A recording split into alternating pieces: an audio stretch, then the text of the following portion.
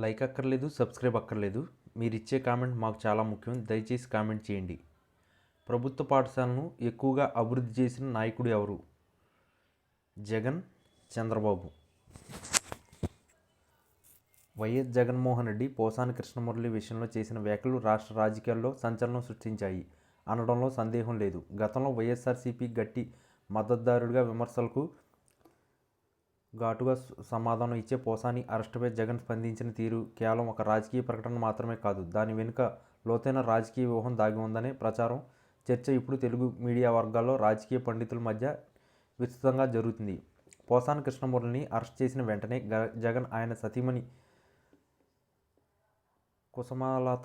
కుసుమలతకు phone చేసి ధైర్యం చెప్పడం, పార్టీ అండగా ఉంటుందని, న్యాయ సహాయం అందిస్తుందని హామీ ఇవ్వడం జరిగింది. అయితే ఆయన ఈ అంశాన్ని ఉద్దేశిస్తూ చేసిన వ్యాఖ్యలు మరింత పదునుగా ఉన్నాయి. రాష్ట్రంలో కూటమి ప్రభుత్వ పాలన నిరంకుశంగా సాగుతుంది. ఈ అరాచకం పాలనలో ఎక్కువ రోజులు కొనసాగదు. ప్రజలు దేవుడు అంతా చూస్తున్నారు అంటూ జగన్ చేసిన వ్యాఖ్యలు కేవలం పోసాని అరెస్టుకు సంబంధించిన అంశం మాత్రమే కాక మొత్తం రాష్ట్ర ప్రభుత్వంపై తన పోరాటం స్ఫూర్తిని పెంచే ప్రయత్నంగా కనిపిస్తున్నాయి.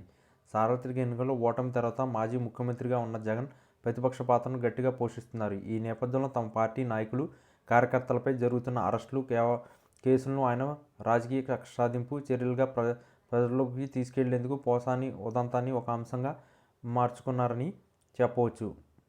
పోసాని కృష్ణమురళి తన మాట తీరుతో, ముఖ్యంగా కూటమి నాయకులపై చేసిన ఘాటైన విమర్శలతో వైఎస్ఆర్సీపీ యొక్క వాయిస్గా గుర్తింపు పొందారు.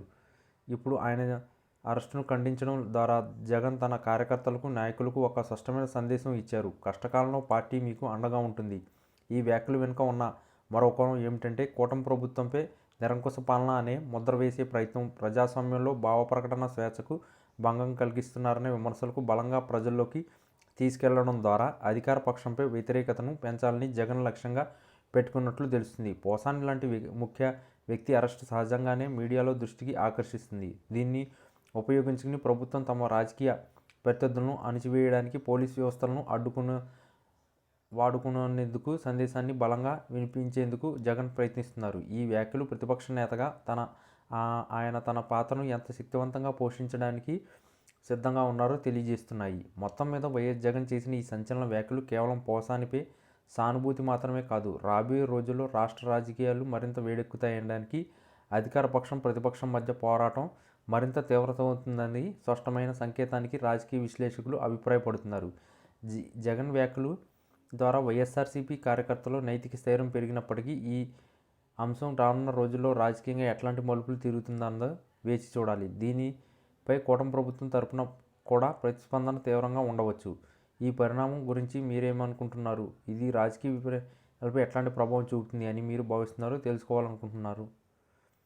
ఈ వీడియో కనుక మీకు నచ్చినట్లయితే please like, share and subscribe channel.